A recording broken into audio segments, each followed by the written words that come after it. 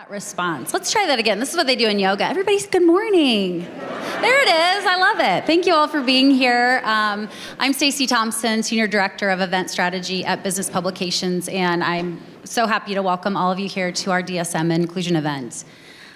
This year's inclusion publication, which you all received at your seats this morning, is dedicated to elevating the individuals, the organizations, and the initiatives that are working to foster, change and connection in our community. So before we hear from our speakers today, who will be sharing their stories, I would like to thank EMC Insurance for being our corporate sponsor for today's event. We see you and we appreciate you showing up when it matters. So thanks for being here.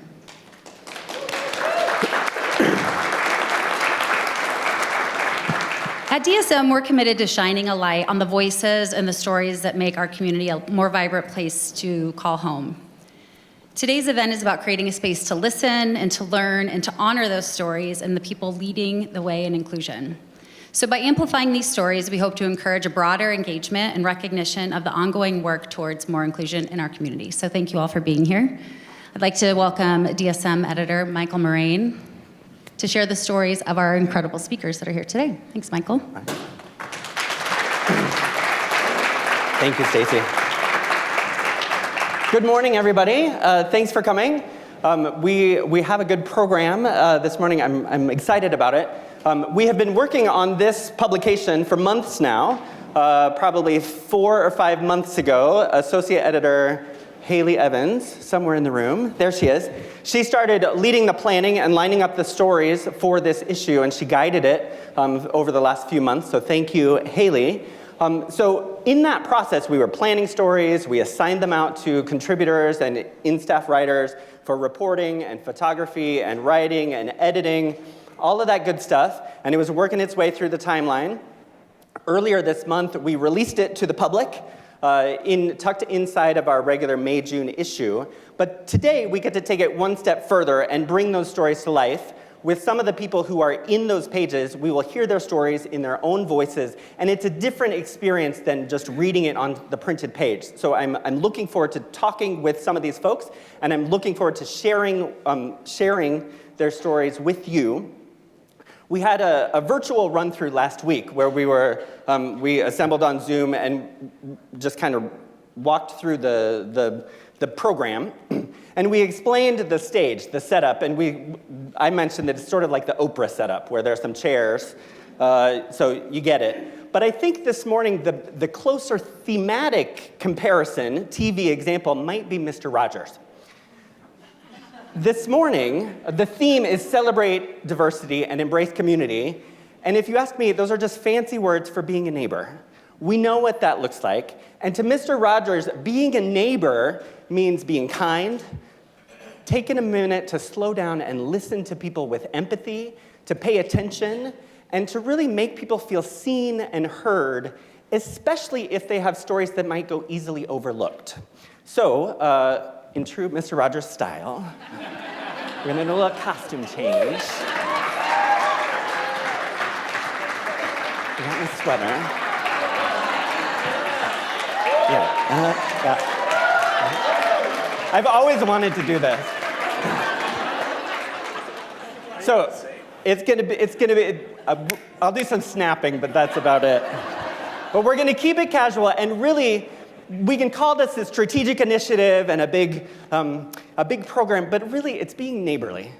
It is about celebrating diversity and embracing community and getting to know our neighbors a little bit better. So there's a slide where you will see 8 good-looking neighbors here. If you want to, there they are. So we're gonna meet them one by one. A couple of them are paired up, so we have 6 segments. But where is Yesenia? Will you be our neighbor? Come on up. Or no, Johanna. Johanna's up first. Johanna. Give Johanna a big round of applause.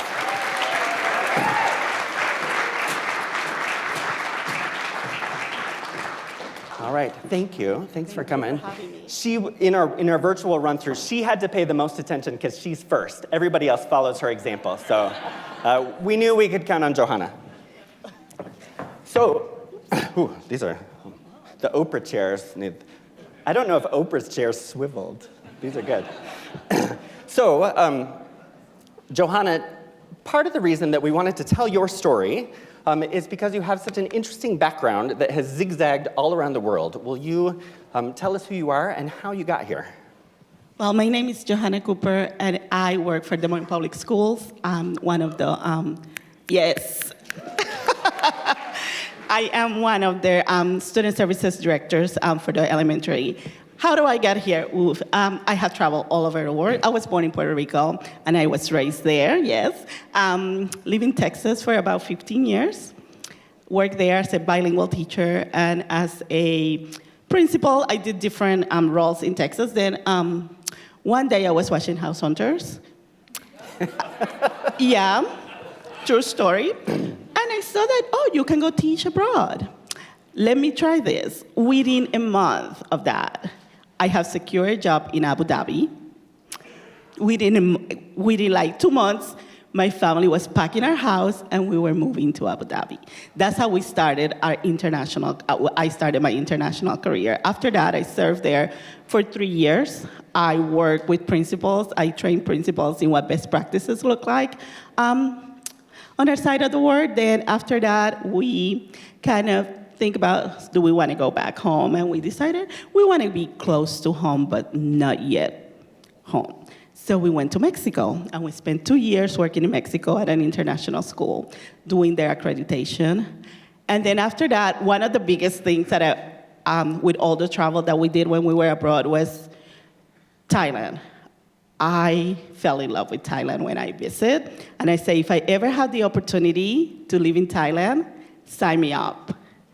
So when I was in Mexico, I got a call from Thailand. And they asked me if I will go to this new school and lead their accreditation process. They were very new, and they needed somebody to get accredited, so their students that were graduating could come to the universities in the States. So I say, sure, why not? So we spent 5 years in Thailand. And so all together, I spent 10 years serving international students abroad. So I learned so much. I learned from the culture. I learned how different everything is. I learned a lot of patience. And, it was amazing. And the biggest thing is my kids went with me. So it was amazing to see them absorb all that cultural and learn so much about the world. So that's how my story. Careful what you watch on TV. Careful, it makes a difference. I watched the Great British Baking Show, and a month later, I was not a professional baker. It didn't work the same for me. How old are your kids, and when did they come into the picture? Oh, yes. My oldest was going to 6th grade, so he was going to middle school. So for me, that was just like, I'm not sure if what I'm doing is right, because he's going to lose his friends and all of these things. My youngest was 1 year old, so he didn't know. He was just in diapers getting to go around the world with us. So it was hard for my oldest at the beginning, because it was a complete change. If you speak to him now, he's 26. He will tell you that is the best experience that he ever had, and his goal is to go do something similar. And then my youngest was 1 when we left. He was in 8th grade when we came back. So for him, the cultural shock was to coming back to the States, and his biggest thing was like, do you know the gas station has Slurpees? And I'm like, so. What drew you to Des Moines? My oldest son, good that you asked, because the last year we were there, he graduated from high school for the international school that I was working at, and he chose to go to Iowa State. So go Cyclones. Yes. I had never been to Iowa in my life. First time bringing my son to school, to Ames. So after a year of being abroad and he being here, I couldn't do it anymore. I couldn't have him all the way over here. Every time he called, it was just going to be a 20-hour flight. So we decided to move to Ames. And then what drew me to Des Moines is really like the opportunity to make an impact at a larger scale. Like all of the students that we serve. So that really drew me in to come work at Des Moines Public. Tell us a little bit about the work you do for Des Moines Public Schools. Well, I started in one role, and now I'm in a different role. So I'll speak a little bit about my previous role, which was the Senior Director of Special Populations. And I oversaw multilingual learners as well as special education. So I did a dual role. And what we did, it's really a lot about compliance and making sure that we're following the guidelines and all the things that we need to do. The role that I do now, which I love, it's really more about making sure that our entitled students, so I'm more in the special education area now, so it's making sure that our entitled students get the services that they need. How has your international background and your experience informed what you do here for the schools? We have so many different students that come from so many different backgrounds. So understanding that not everything is a certain way, being international and living abroad helped me understand that. Like, I remember when I first went there, and I was like, in America, we do it this way. And they look at me like, but we don't do it this way here. And I'm like, correct. So learning that patience and learning that things can be done in different ways, and it's not one way is the good way and one way is not good. So having that, living in a different culture, immersing yourself there and respecting that, because you're not from there, right? And you will always be seen as an outsider. So making sure that you're respecting their culture. So I'm doing the same here, right? We have students from all over. So ensuring that they are celebrated, that their culture is respected, that they know that I understand that certain things are very different from when they come from and from where we come from, and just kind of finding that middle ground. Can you think of an example where there was a student or a group of students and there was some program or some initiative or even a teacher doing a little bit extra to make them feel comfortable in the schools, in a classroom or in a lunchroom? I can think of something that it happened to me at one of the middle schools. So I was at the middle school, and I was helping with during the lunch hour, and it's this group of boys sitting there talking Spanish. So I went in and I started talking to them, and they're like, look at me like, you speak Spanish? I like, sort of stay in Arabic, yes. So they're like, oh, and then they started telling me these stories about their life, and the whole dynamic changed when they realized, oh, we can talk to you. It was funny because they were telling me these stories that I'm like, I don't know, is that true? But okay, they were trying to be like, gross me out, as boys will do. Yeah. So like, okay, so, but I mean, that makes such an impact for me, because just being there and having that conversation with those students really, really changed the dynamic of that table. And now every time I go there, they're like, miss, and they want to have a whole long conversation. Say, you got to go to class. I will walk you to class. In the article, in the publication, you mentioned your son and his experience. Tell us about your son and how that has shaped your thinking with your work. Oh, my Alex. So my oldest son, the one that went to Iowa State, the one that I moved here for, he is in the spectrum. So he's been in the spectrum all his life. He is very high functioning. But I think one of the things that I understood as a mom is sitting on that side of the table when you have an entitled student, and kind of understanding of it's very, very difficult to have that conversation as a parent, and especially as a parent that is doing the work. So that really changed the way I approach the work, in the sense of like, at the other side of the table, there's always a family that is counting on us to do what's right for their kids. So it's understanding like, I lived it, now I'm on this side of the table, and they're counting on us to do what's right. So always ensuring that we're doing what's right for every child. For the schools, every school district has challenges. If you had unlimited budgets, what would be on your wish list for Des Moines Public Schools? If you could change anything or think big, what would you wish for Des Moines Public Schools? I think my wish for every school district and for every student is that, and for the Mountain Public, is that we look at alignment. When we're looking at our students, we ensure that what we do, it's aligned for all students, general education students, students that speak different languages, special education students. So that the high quality education that we provide is for everybody, that each student get the resources and the opportunities that they need. That is my wish for every student. Yeah, that's good. That's good, thank you. In this crowd, we have parents in the Des Moines schools and suburbs, and we have non-parents. Is there anything else you would like this group to know about how they can help, or what they should know about your work and what the schools are doing in 2026?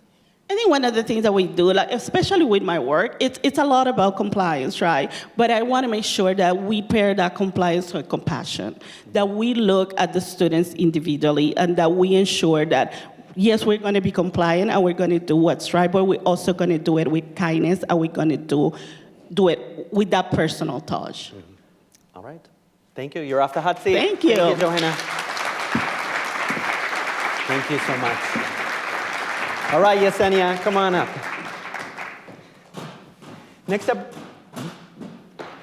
we have Yesenia Delgado, who is a language interpreter and a team leader for UnityPoint. And she has already checked into work. She works a couple blocks away and has already done some administrative stuff, but we pulled her away. So thank you for coming. Yeah, you're welcome. Hi, all. Tell us a little bit about what you do and what a regular Tuesday looks like for you in your job. So I go in at 6 o'clock in the morning just to make sure that everything is lined up. I have 10 Spanish interpreters and 1 Burmese. And sometimes I walk in and at 6:03, the OR is calling, or maternity center. Those are the departments that we don't expect them to schedule our services. It's like, I have someone coming in, do you have an interpreter available? So after that, I just do a lot of emails, because we do get requests overnight, and kind of align it to all the interpreter schedules. And then when our scheduler comes in, then that's when I get to do what I love to do, is interpret for families and providers and staff. And so these are patients who are coming in either for routine visits or unusual special trips to the doctor, which can be, for all of us, a scary time. So especially if you don't understand the language, it helps to have somebody who can speak your language and can speak that language in medical terms and insurance terms. There's all this vocabulary that if you didn't know that would be one more layer of anxiety going through that milestone. Can you give us a few numbers of how many people are on your team? So we have 10 Spanish interpreters and a Burmese interpreter, and he speaks Burmese, Miso, Falam, and there was another one. But and insurance. Haka. That's its own. Haka. No, yep. So he's amazing, and that's one of the languages that is hard to get through the video remote interpreter services or over the phone. So we definitely appreciate him on staff, and I'm glad that he's been with us for a few years. In the one of my favorite pages in this publication is on page 49. In this story that features Yesenia and some other interpreters, the legal courts, the court system in in Iowa has a similar team of interpreters, and they have to find some very, very obscure languages that I had never heard of until we started reporting this story. I don't know how to say hello in Kapingamarangi, but somebody here does, and they know how to speak lawyerese. So it's a really important. It's an important job and a challenge, I imagine, to find languages. Have you ever been stumped to find a particular language for one of the patients? Yes, so Chuukese is one that... Say it again? Chuukese. Okay. Chuukese. So that interpreter lives in Marshalltown, so that community is established there. So anytime that we need a Chuukese interpreter, that's the contact that we get. We do work with local vendors in the Des Moines area, which they are amazing because they work their magic and they have interpreters here. If they're locally within 20 minutes, Chuukese, that will take about an hour, 2 hours to get here. But we do have them for those departments that need in person. This case, it was a maternity patient, so yes. I see Kathy Obradovich here, and when you work at the register for any period of time, she's at the Capitol Dispatch now, but we used to joke that there's always an Iowa connection. You can always find an Iowa connection to whatever's going on in the universe. Somebody's cousin went to school with somebody, and I feel like what I love about your work is that it makes the world feel very connected. If there's somebody that speaks Chuukese in Marshalltown, you think, well, what else do we know collectively, you know? I was also impressed by the statistic. How many requests does your team handle every day? About 300. Yeah. 300 requests for language services just in the UnityPoint empire, right? Yes, yep. I can step out of my desk and I can come back to 30 emails. Yeah. Yeah. So it's we do serve Iowa Lutheran, Methodist West, and then some of the local clinics, the Blank Developmental Clinic. So a lot of requests that are coming in, patients that are coming in for cardiac rehab, and they come in twice a week for like 30 days. So. Can you give us an example of a family that you helped, or when you think about your work, your time there so far, are there snapshots that come to mind? Yeah, so when I first started, I helped a mom that was in the maternity center. The baby was 1 pound. It was difficult, and now she is 15 years old. So I get to see her in therapy when she comes in for her physicals. So that's always nice to see. Tell us about your own experience. In the article you mentioned when your dad came in, and how did you shift roles there? So in the beginning, when my dad came for a second opinion, he lived in Chicago. So I, working with UnityPoint and trusting the doctors, I decided to bring him here. And he was in PAL 4, which is our cancer unit, with terminal cancer. So in the beginning, I just took the role of interpreting for my family, which at the second day, one of my siblings looked at me and said, "How can you just take everything in and not have any feelings?" And that's when I realized I was wearing the interpreter hat. I was not wearing the sister or like just the daughter hat. So I decided to talk to my manager and said, "Hey, I would like one of my team members to come and interpret for my family if they're comfortable. If not, we can go ahead and contract a vendor," which one of my colleagues happily said, I can do it. I didn't want to pressure him to do so because I work with him and we've been working for 8 years together. So when he went and interpreted that first morning, that's when reality set in. And I just started crying because I was listening to what he was saying and I was not wearing that interpreter hat. I was able to be there for my family. So I'm grateful for the services they provided for everyone, and they helped me through those steps and even through hospice care. Yes. How has switching hats and going through that experience with your own family informed how you approach your work now? So just making sure that our leaders know how important it is to have those services for our patients, because I am bilingual and it was hard to realize what was going on. And I had to interpret for those situations, but being there was more harder. And one of the things is that my dad, as most Hispanic parents, watch telenovelas, so that's soap operas, and UnityPoint didn't have a Spanish channel.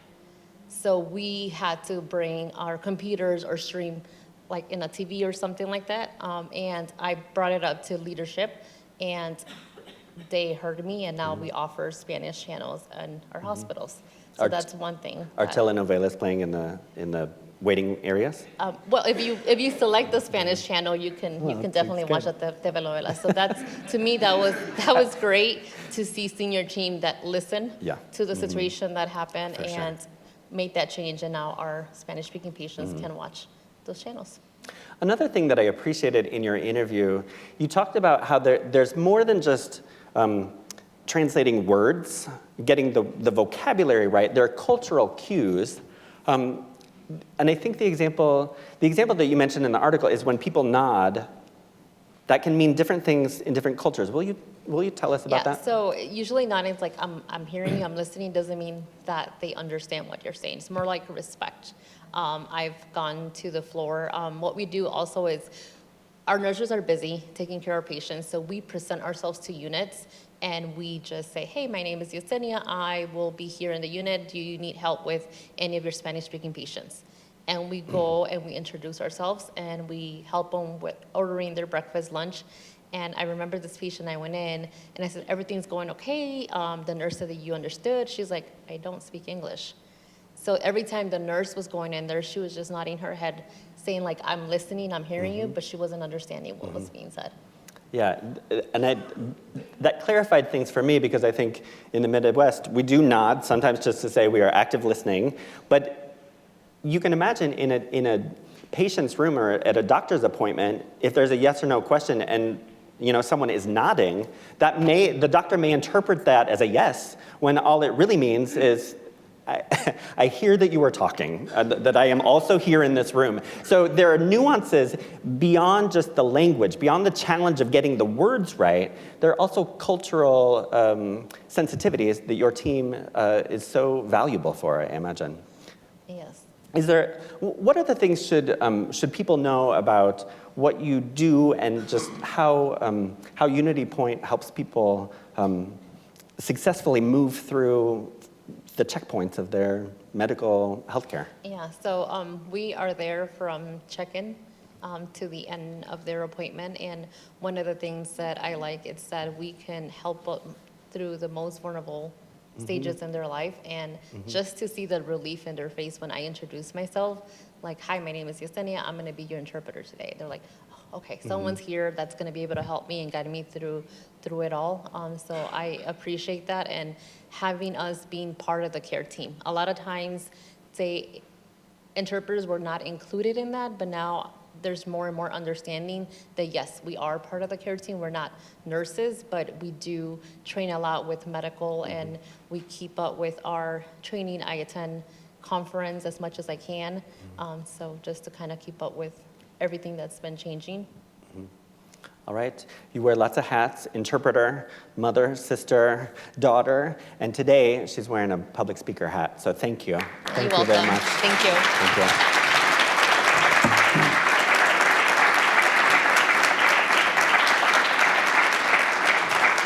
All right, where's Manu and Adeline? Come on up. Manu and Adeline, they both study apparel and fashion design at Iowa State. So I was paying attention to what they were wearing this morning to get cues. My Amazon cardigan. I don't know if their colleagues designed it, but here we go. But I love these stories that landed in the publication. Congratulations on finishing up another semester. Tell us who you are and where you are in your educational journeys. I'm Adeline. I'm going to Iowa State. I'm concurrent. That means I'm working on both my bachelor's and my master's degree at the moment. So I'm in my third year at Iowa State. All right. Good morning, everyone. My name is Manu, and I am a PhD candidate. That means I am nearing finishing line. And my research, it's in apparel merchandising and design. And my research primarily focuses on the voices of people from marginalized communities. And I try to bring out their narratives. And I also try to bring out the narratives of people who we want to know that who create our clothes and also who wears them. So that's my focus. How did you both come to Iowa State? You can start. I live here. I've been living here. We moved here in 2018 from Dallas, Texas, for my husband's job. And I used to be a full-time mom, and I was very happy with it. And then kids just started going to school, and I didn't have anything to do at home. I was doing lots of volunteer work, and I came to know about this hospitality and management department at Iowa State, and I was so much interested in apparel and design. So I just went. I took that step one day, and I went there and talked to the department head, and she said, "Why not? Just start." So I started. All right, Adeline. When I was in high school, I needed an extra class, so I took a welding class, actually, and I fell in love with welding. But when I went to Sioux City, which is by my hometown, to get women's welding gear, I couldn't find any. So I decided I was going to go to Iowa State and design it myself. And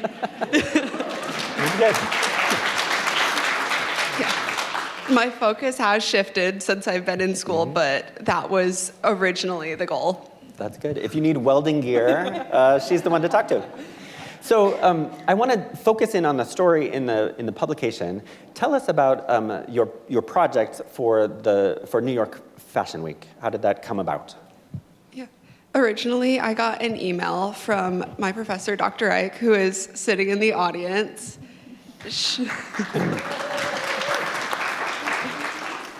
She was running a class where we'd get paired with a student from New York who has some special needs, and we designed a custom outfit for them for New York Fashion Week.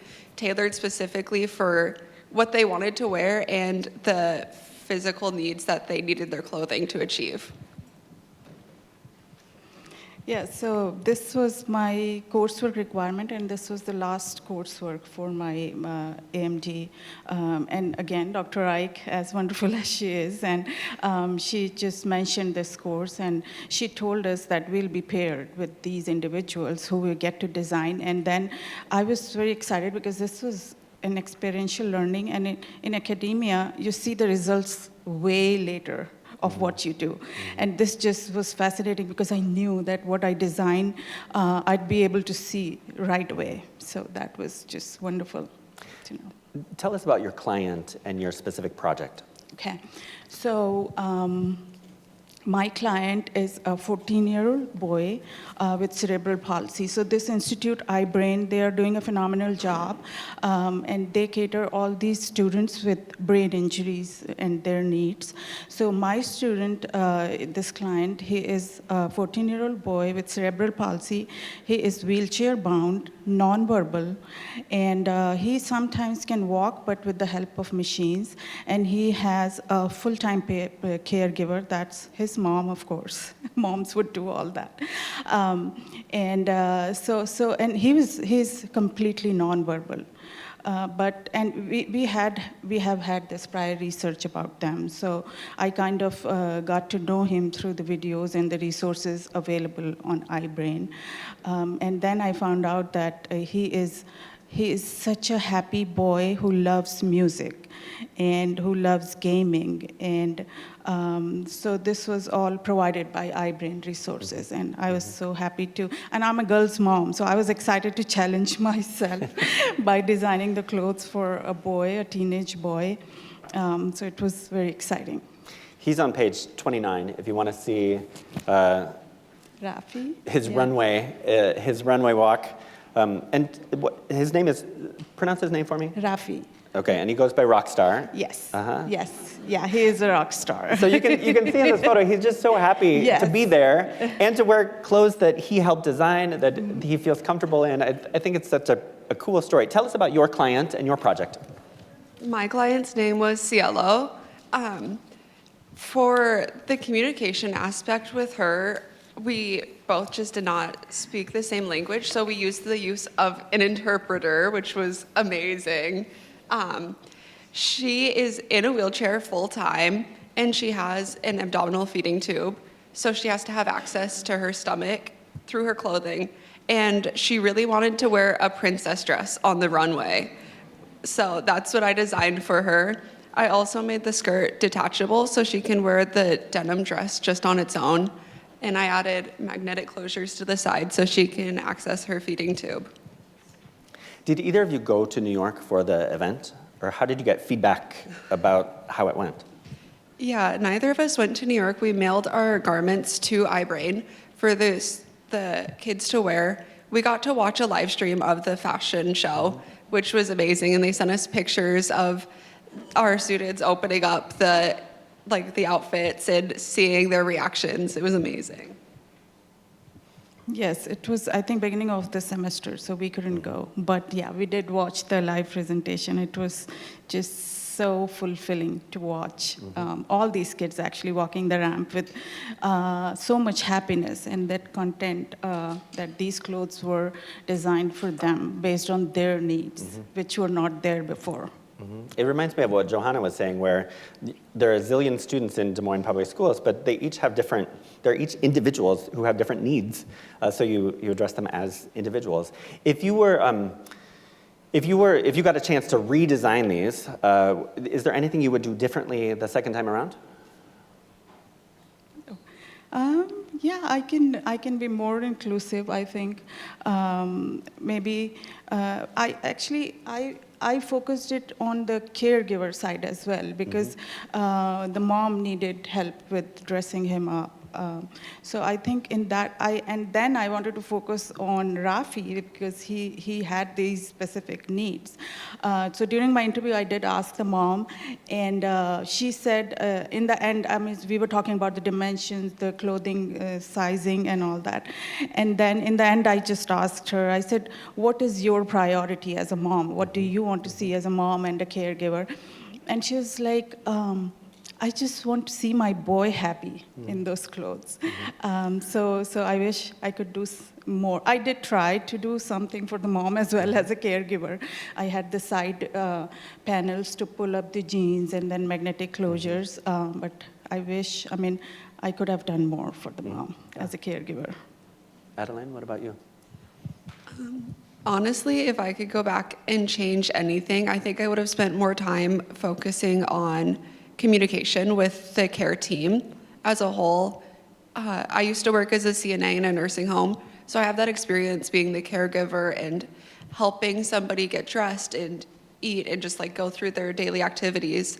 And I think I would speak not only with CLO and her mother, but also with the care team as a whole. Some of my favorite examples of innovation have to do with of solving a particular challenge for a particular person, but the solution helps everybody. So I think sometimes when this idea comes up, we think about curbs that have street crosswalks that have ramps, and they're designed specifically to help people with wheelchairs, but everybody benefits from that. So I think in your research and in this project, there are things that you can innovate for particular clients who have particular needs that benefit the rest of us. When you think about moving into the next chapters of your education or your careers, are there bigger lessons from this exercise that you might apply to how you approach your work? Yeah, this semester I was designing my senior collection. So throughout my collection, I was thinking not only about what I wanted it to look like, but also who's going to be wearing my outfit and how are they going to be impacted by the design choices I made. So I added as many adaptive features as I could given the time. Like I added zipper closures and larger pull tabs for people with hand or dexterity issues, and I think it's just something I'll bring into all of my designs in the future. So for me, actually, I did try to implement this design could be generalized in the future. So most of the clients at iBrain, they're wheelchair bound. So they sit all the time and they have these harnesses to hold them. So I tried to design this shirt with the flap in the back that is for like air ventilation. So even when they sit in the warm weather or even inside all the time, that flap helps them give the style so that they're like a shirt, but then there is this air ventilation gap in the back, and I think that could be generalized. And then the other thing I did, because he had a shirt on and he loved music and gaming, and I wanted to incorporate both of them.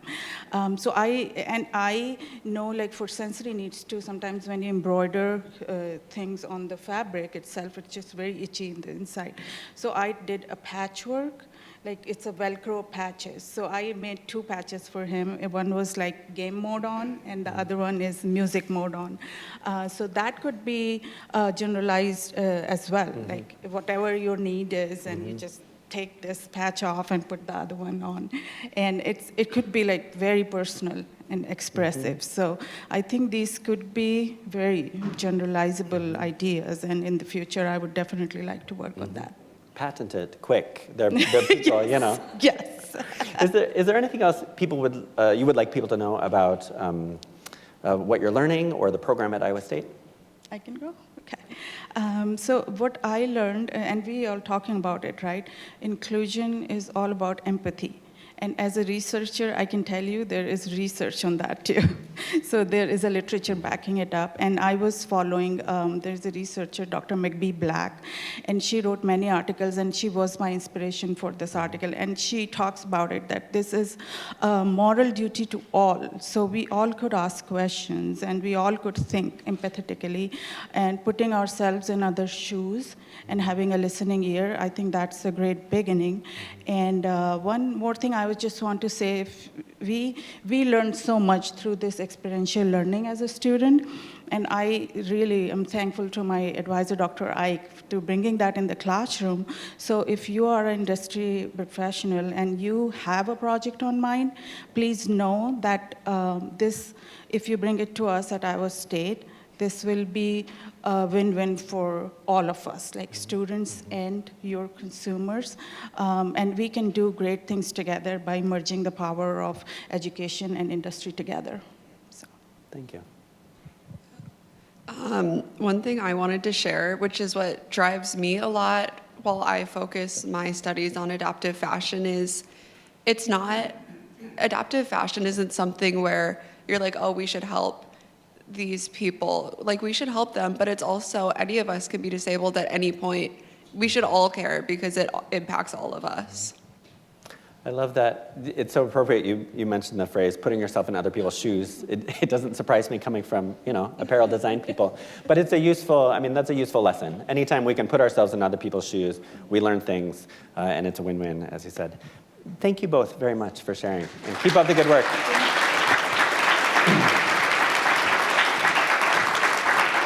On this story, I do want to give a shout out to Iowa Capitol Dispatch, where the story originally published. So thank you to them and for their generosity in letting us republish it. Thank you. All right, next up, Dontreale, come on up. Dontreale Anderson is the co-founder and executive director of Seeds, which is a really, really cool nonprofit. And I don't want to steal his thunder, so I will have him tell us all about Seeds. What's its mission, and what do you do? So Seeds' mission is to provide knowledge of self through Black and Brown youth, to making sure that they use cultural empowerment and also their creativity to monetize off of their creativity at an early age. We've served kids between the age of 3 now to pretty much 21. Our main purpose is making sure that kids have access to the arts and making sure that our students have a safe space to go to, and I'm nervous right now, so my voice is shaking, so excuse me.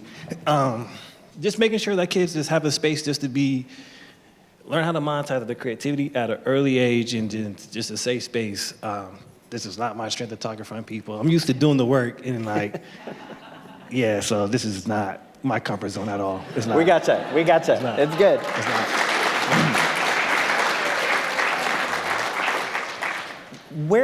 What were you doing when this idea occurred to you, that there was the need to fill this gap with a new nonprofit? How did the light bulb switch on? So for me, I've been working in the community for years. Like, my first job was working at a football camp at the age of 16. So working with youth, I knew for a fact at that point in time, this is a passion, working with kids. And so from there, I've been going back and forth between Des Moines and DC, like my high school year. Mm-hmm. And so I went to Bowie State HBCU out there. And like, our RA at that point in time is like, whenever you guys go back home, you guys install this in all of this, where make sure you go back to your community. Mm-hmm. And there was a point in time where I came back home and I instantly got a job at the Wilkie House. So that was my first point of just really get embedded into the community, and it's also working with kids on a level where just this is kind of like a family-based kind of community. It doesn't feel like work. I get to hang out with kids every day and go to the swim pool and put kids on the wall because they're acting naughty. That's easy. I'll do that any day. But then from there, I began to work in Des Moines Public Schools and began to kind of work in an alternative setting for a while. And so I have a background just working with kids and just in different type of tiers. And also too in the nonprofit world, because I also worked at CFM too. And so where that's more so focused on secondary education is where you're getting kids prepped from the neighborhoods where they may not know that they have the ability to be able to go to college or things like that. But also too, I grew up in Des Moines, and also I was part of organizations where I was had mentorship. I also had a safe space to go to as well, where I had that guidance and mentorship to make sure that they led me to be successful too, because I think that's a component of why I went to college, because I knew those things. I knew what it took to get there, so that guidance. And so I had that, and then making sure that I came back to the community to do those things as well. And then from there, it just kind of hit the ground running. But to get back to what you're saying, so how Seeds kind of kicked back, really, excuse my language, just kind of came from two things where kind of like a fuck you moment, because it's like Mr. Rogers. For me, I have to be honest, because where at the time in the space I was at specifically, we was working with youth in point just where they was in the 6th Avenue area and like the corridor area and stuff like that, like where we know that's like the most impoverished area, right? But if you go in that space though, it's probably one of the most beautiful spaces that you ever go to because you have a melting pot of everybody there, and then everybody will break bread with each other right there. Like everyone's looking out for one another, and like that's community, and that's what we should be doing here at all times, right? It doesn't matter if that man has $0 to offer you, but he's gonna look out for your house, right? He's gonna tell you what's going on. He's going to make sure that the kids are safe, right? And that's what's important. And so Seeds came about where a group of kids came in. They was like sixth and 7th grade, coming from Harding Middle School. This is where the DART bus was like dropping right off where Good Vibes Studio used to be at. We used to host our after school program right there. And they just bum rushed me one time. It was like, hey, how do we learn about buying a home? How do we learn about saving money? How do we get a bank account started and stuff like that? I'm thinking to myself, like, in 7th grade, I'm just thinking about going home and watching Power Rangers. Like, this is amazing. Like, they're talking about entrepreneurship at an early age. And so that just sparked the cord between me and my co-facilitator at the point in time, which is where, all right, we have to switch gears and making sure we offer these skill sets to kids because they're not worried about secondary education at this point. They're worried about how do they survive, you know, because we know now in elementary right now, like, college isn't for everybody. And then secondly, too, also, like, what are our kids gonna get out of it if they come out of college? Like, are they gonna be able to buy a home? Are they gonna be able to do these things? And so they want to just kind of skip that and get straight to, like, how do we get them some money or how do we get to buying a home? Because they understand the investment of having that type of value into themselves. And so we began to change, but then people from the community came in, they presented themselves as though like they was like for the community,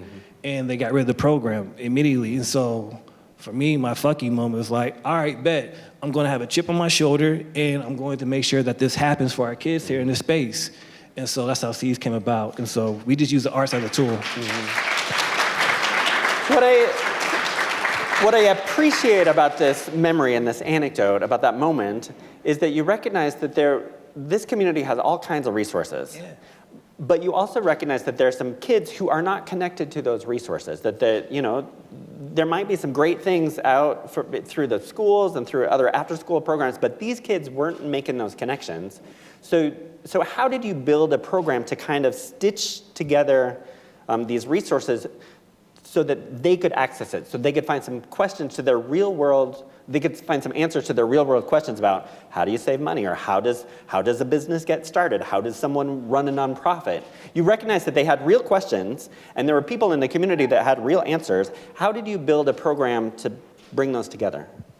So we started out originally as a visual arts program where we started out in 2019 where we was doing like small workshops, just teaching kids that about just different various of Black and brown artists who have carved out a space for their own just to do those things. And just teach them like they're a big deal and they can make a career out of the arts. Because one thing, if you're creative, I always say this, like I feel like I'm repeating myself, but if you're creative, like that's your transferable skill set. That could go anywhere, you know, just as in you being a welder, like that skill set transfer over into you being a designer, like anything in that realm. So just making sure that kids understand, like, if you have an idea and you're creative, like you can do anything. Like you already won because you already have the mindset to be creative, and like those transferable skill sets are in abundance at this point.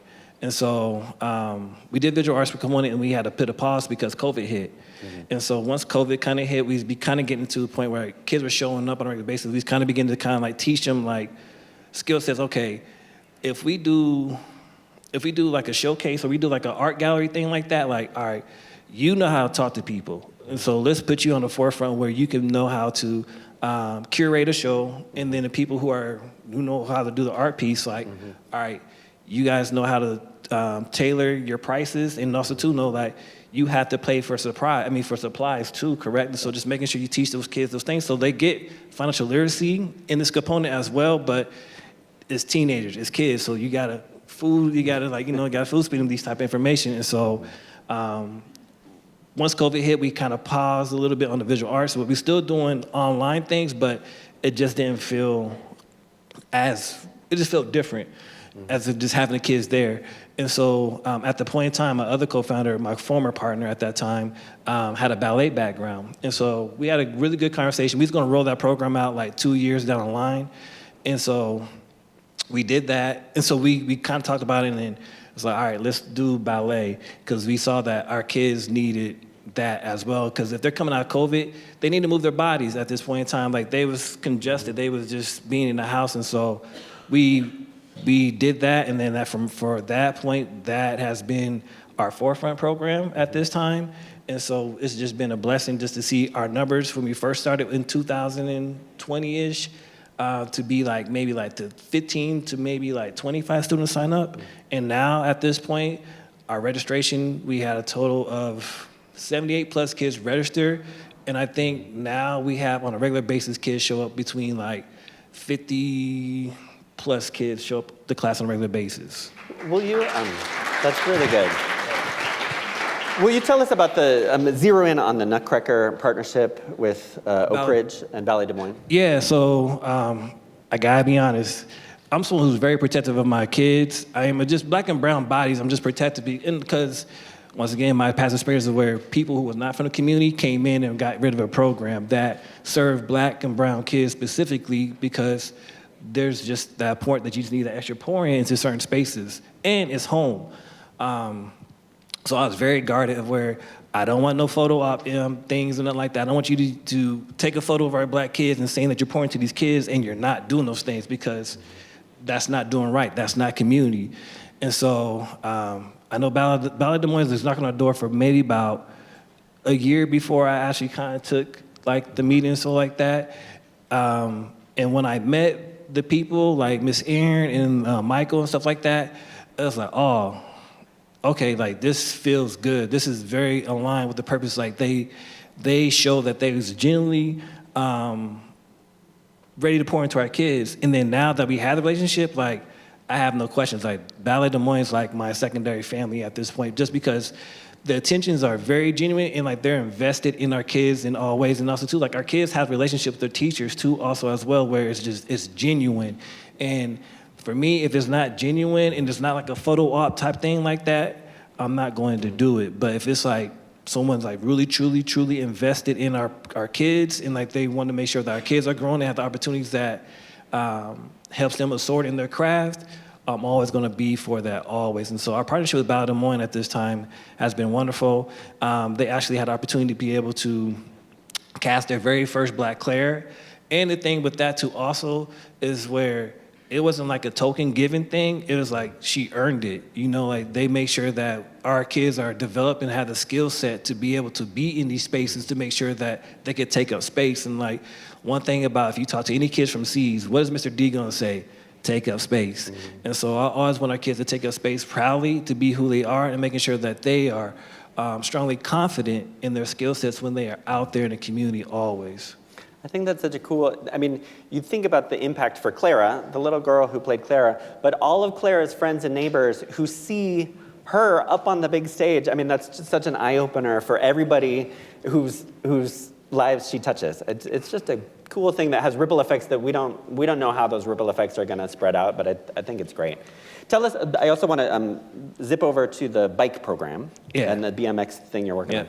So we also provide 3 various programs right now at this point where we offer a bike program workshop where we, once again, teaching kids transferable skill sets, where you have the chance to make sure that we provide culturally affirming programs where kids get the chance to be able to build their own bike, but there's a culture part of it. So our very first bike workshop, we taught kids the culture of the lowrider bikes, where it came from, who started it, and like how that has been, it's art. You know, you get things, you look at these bikes and people are painting on it, they're building things like that, individually customizing the way it is, and so we always use the arts as a tool to making sure that our kids get those things. And so our kids got the chance to be able to build a bike from scratch, customize it the way they want to do, make sure that's functioning. And if that came from to us, I don't know if anyone's from Variety, I'm sorry, I'm not trying to poop on you, nothing like that, but the bikes that y'all used to give, them bikes was trash. They were like, they were, because the kids would like ride their bikes, and the next thing you know, like, yo, Mr. D, like the bikes are breaking down. I'm thinking to myself, like, it'd be like 10 of them, like where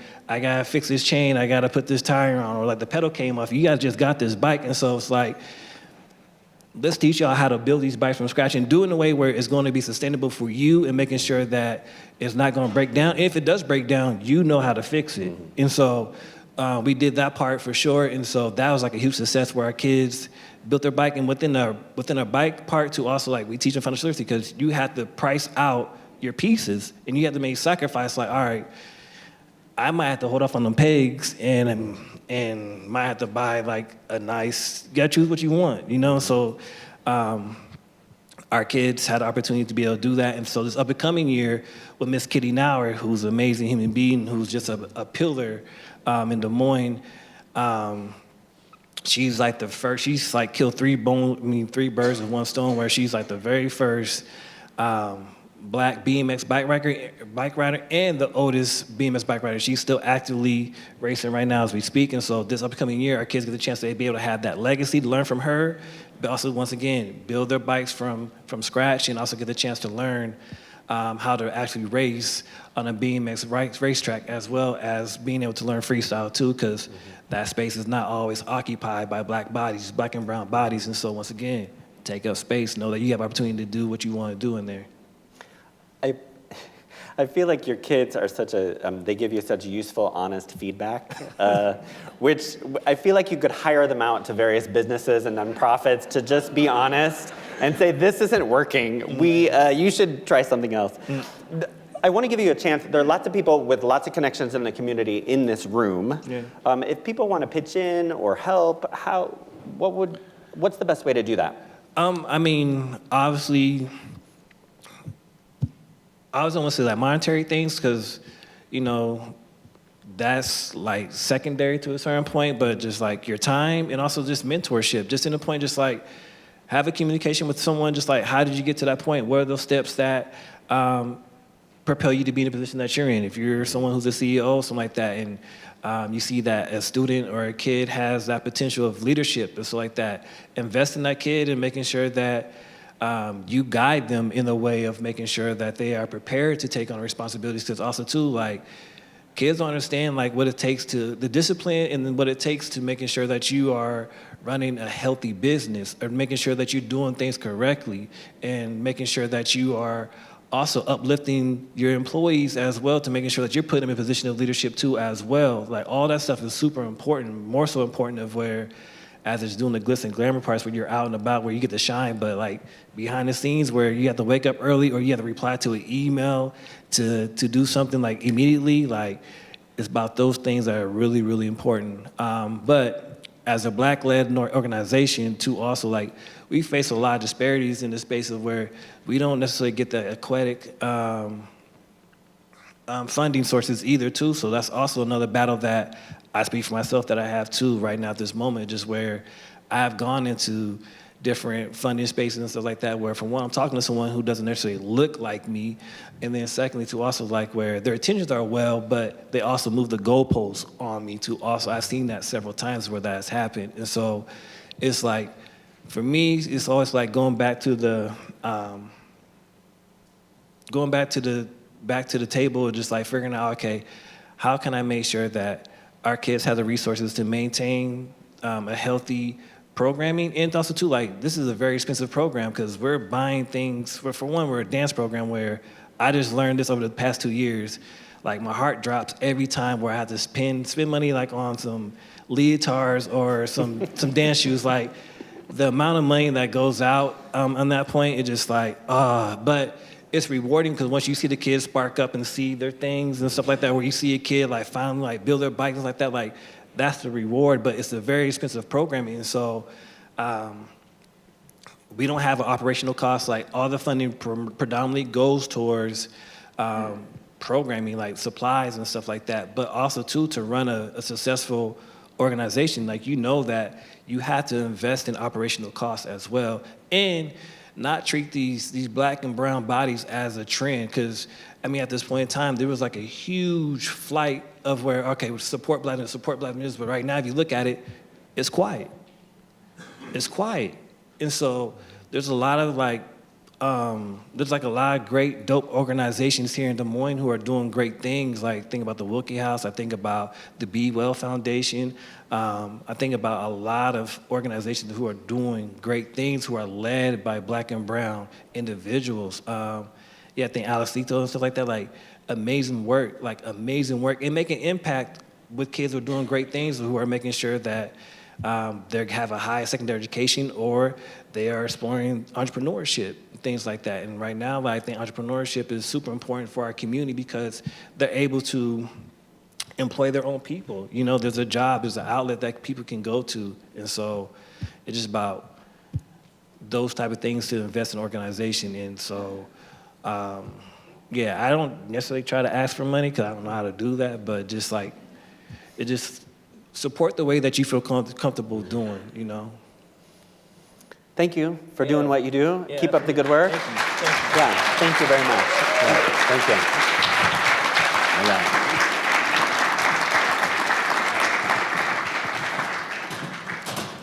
All right, come on up. Jennifer Rhodes and Emily Schultz are going to share the stage here.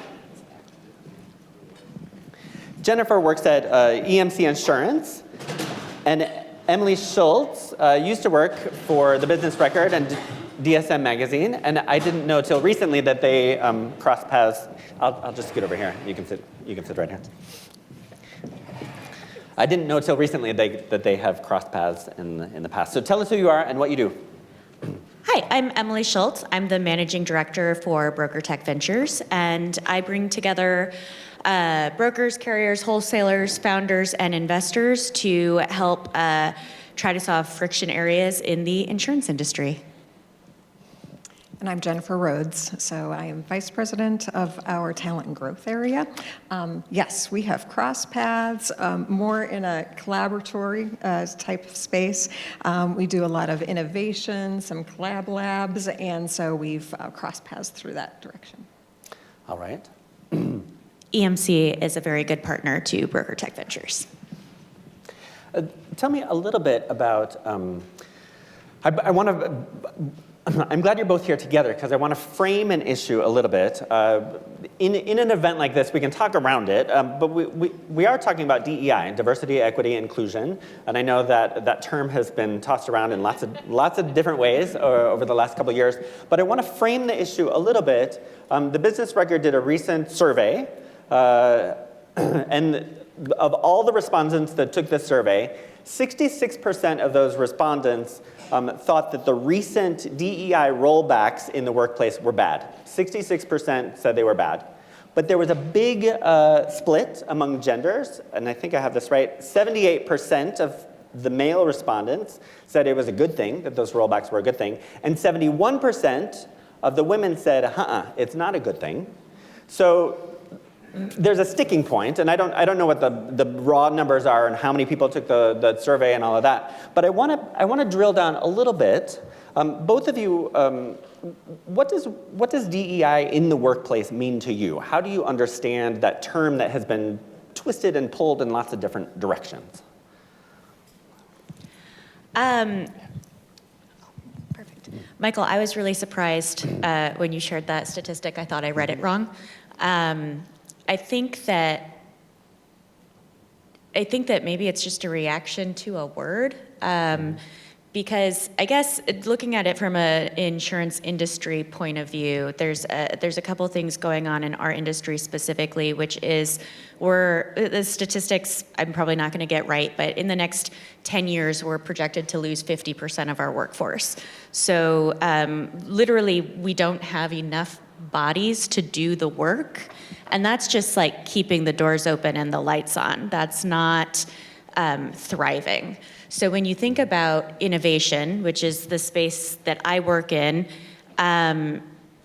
if you're continuing to approach new problems in the same way that you've always done it, you're not really gonna find the best solution.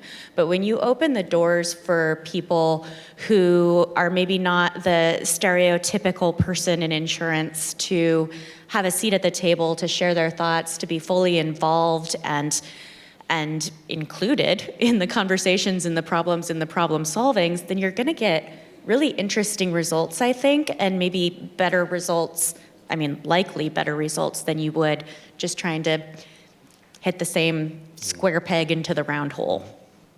Jennifer, what's your take?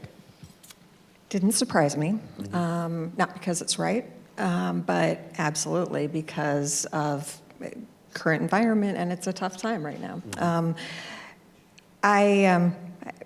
I saw a Facebook post, and the Facebook post said, DEI must DIE.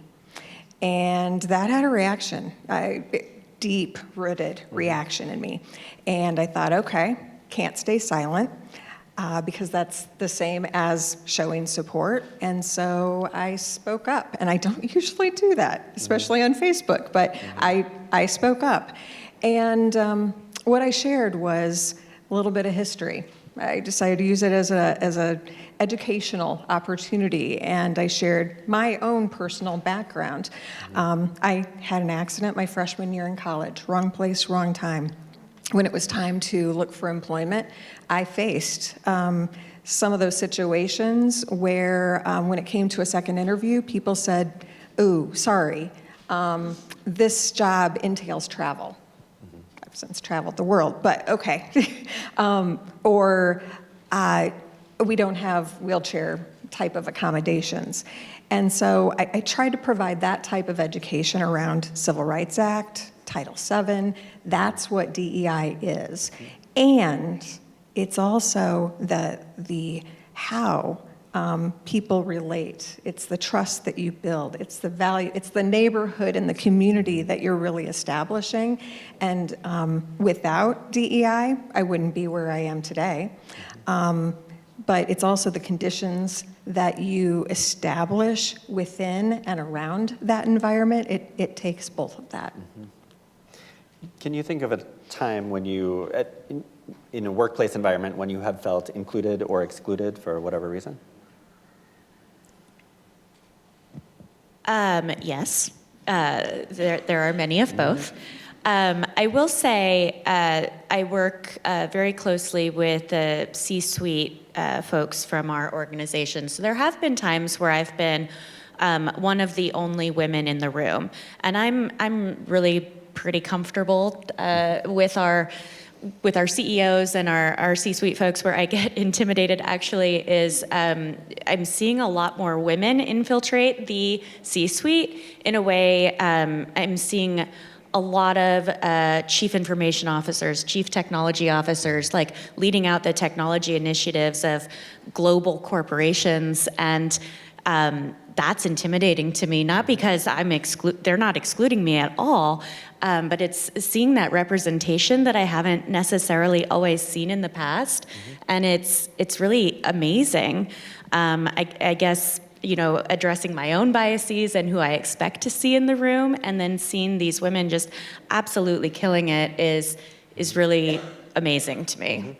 And actually, it opens doors too, because those women walk up to me and they say, I want to introduce myself to one of the other women in this room. It can be a bit of a boys' club, so why don't we get to know each other? And then I get to have these incredible conversations with people who are so much smarter than me. I mean, one of the women I'm thinking of did research that the project she was researching got a Nobel Prize. And I'm like, oh my gosh, should we even be in the same room together? I don't think that's appropriate. I don't think I deserve to be here.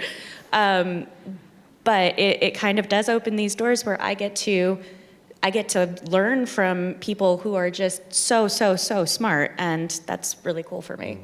In some job interviews where you felt excluded, are there examples on the other side where somebody did even something little that helped you feel a sense of belonging? Absolutely. I'm going to go back to that same example. When I'm going to the career placement office at Drake University, where I graduated, and I have met all of these great people. There was one person that really took a chance, and I felt like it was a chance because I felt like I was getting hit sideways and all different directions. And it was that person that looked past any type of disability and really focused on ability. Never came up in conversation. It was all around my strengths. It was all around the what can I do and what would I bring. And first interview, second interview, third interview, which was an office interview. And in fact, it wasn't a door closed, ooh, I'm not sure if we could even make our way to this job interview, but it was, hey, we need to go through the skywalks about 3 blocks. Does that work for you? I'm like, absolutely. And where is Tracy? There is Tracy. There are those people in your life that make such a powerful impact, and they probably don't even know a smidgen of what they're able to provide for you. We're lifelong friends to this day, and he took a chance on me, and I wouldn't be here without that opportunity. So I do believe it all. Yes.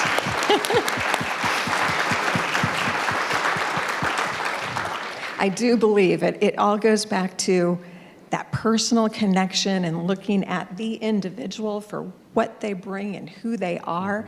And really, you said it earlier, it's all around value, respect, and empowerment of the individuals. That's what DEI is. You touched on this a little bit earlier, you both have, but in addition to individual personal advantages of treating people with respect and doing the right thing, what are the bigger stakes for companies and for economies? If we take the 10,000-foot view, why do you think DEI matters from the big picture? I know that's an easy question. Go for it. I think, again, I'll put this in, I think it applies to many industries, but I'm in the insurance one right now, so I'll talk from that viewpoint. I think the world is getting smaller. With the ways that we have to connect with one another virtually, even in person, the world is getting smaller. And the problems that I'm experiencing, they're also experiencing across the world. Not necessarily always in the same way, not everything's not the same, we're not all the same, but we are all going through similar things. And when we bring those viewpoints together, when we're able to say, hey, my friend down in, Central America or South America, how are you addressing this problem?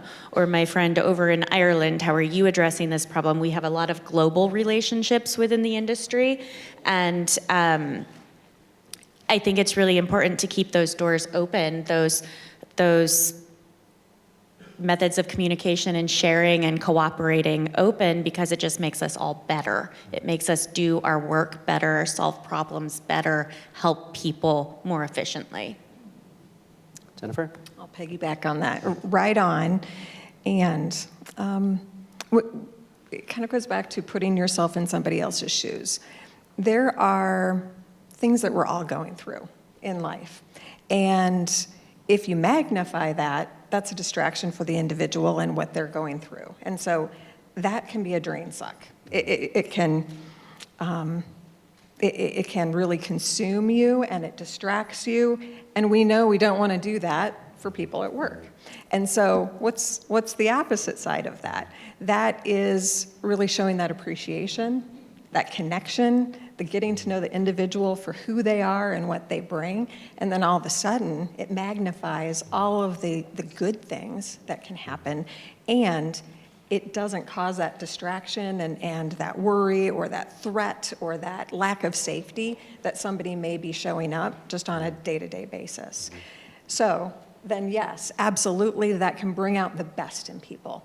All of a sudden, you have this beautiful mixing pot of these great ideas and these different experiences, and you magnify that, and good things happen. I'm a true believer. You can't argue with that. When you bring out the best in what everybody else is bringing, then good things happen. All right, well said. Thank you both. Thank you so much. Thank you. Thank you.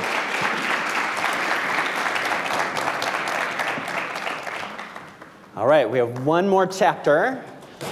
Paul Hengesteg, come on up. Paul is the board president with the Des Moines Gay Men's Chorus, and it's good to see you. Good to see you. All right. I'm in the chorus too, a full confession, and I have all of the music on my iPad here, so if you would like to sing at any point in the interview, go ahead. Go for it. Ben's not here to accompany, so right. we'll save that for another time. So tell us when you jumped in and why. Sure.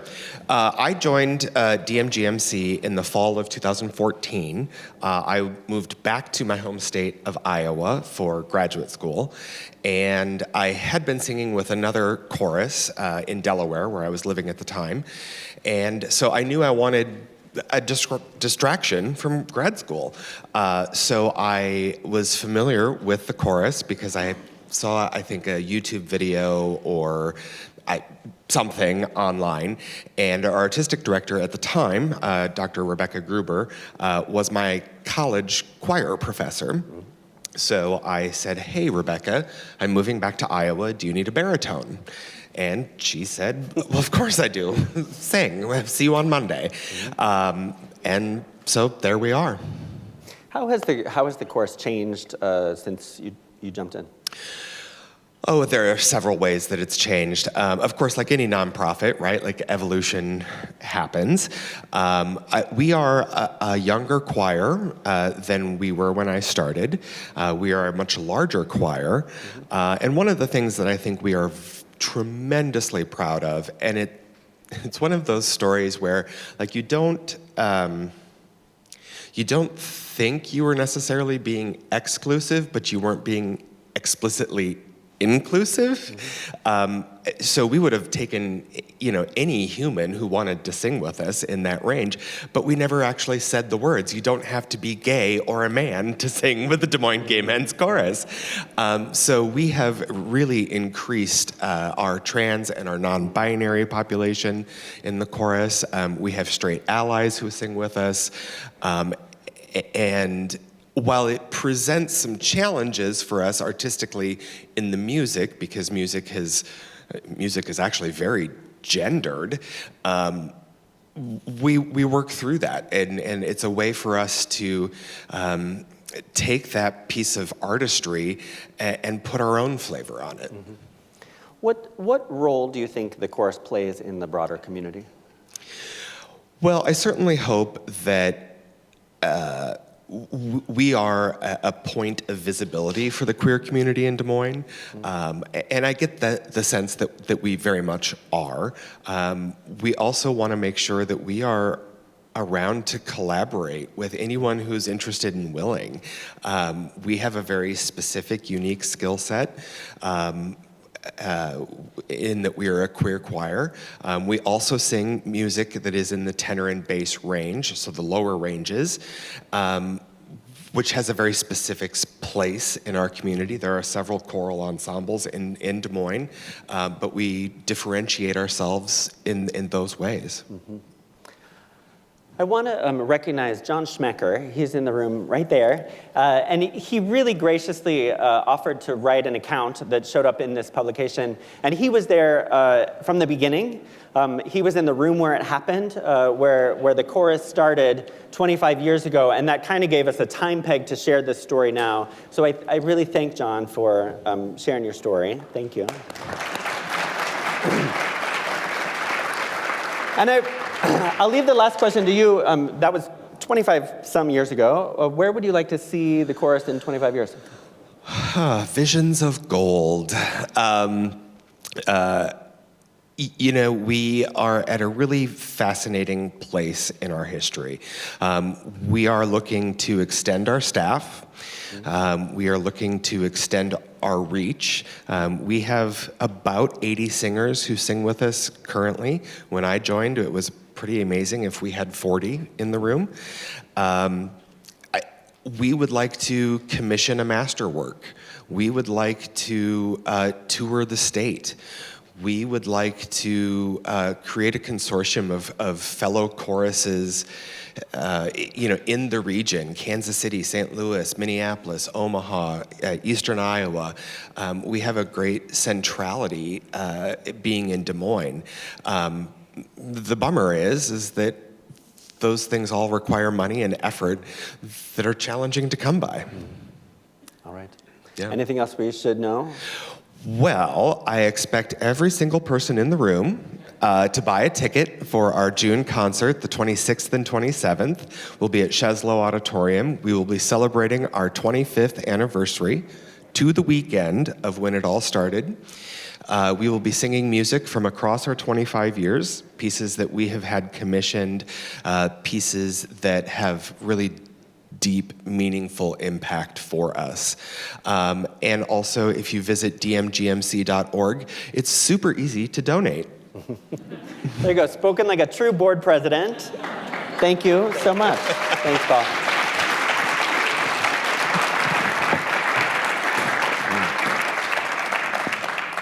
All right, just in a quick wind up here. Make sure you take those publications with you. And I want to thank you all for coming. I know you're busy.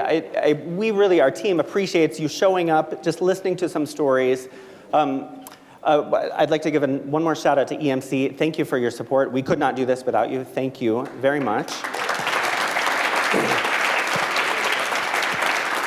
Thank you especially to our guest speakers, some who are not comfortable speaking to a big crowd. Thank you all. You got through it just fine. And I want to give the final word to Mr. Rogers and maybe his mom. You have probably heard this story, but when Mr. Rogers was a kid and he saw scary stuff on the news, his mom would tell him, look for the helpers. When there's scary stuff in the news, look for the helpers. And she wasn't minimizing the real dangers, and she wasn't saying it's all going to be okay, but she gave him a really useful strategy. When things get scary, and these days there's certainly a lot of uncertainty in the news, we hear it all the time, look for the helpers, and we have found 8 of them here this morning. We have heard from 8 of them who are helping their neighbors, our neighbors, helping us in very real and meaningful ways. So I think we can all learn a lot from their examples. And I encourage you to jump in and help however you can, even if it's just listening, slowing down, paying attention to the people around you. It makes a difference that you are here this morning. We really appreciate it. So thank you. It's a beautiful day in the neighborhood, and we will see you next time. Thank you so much.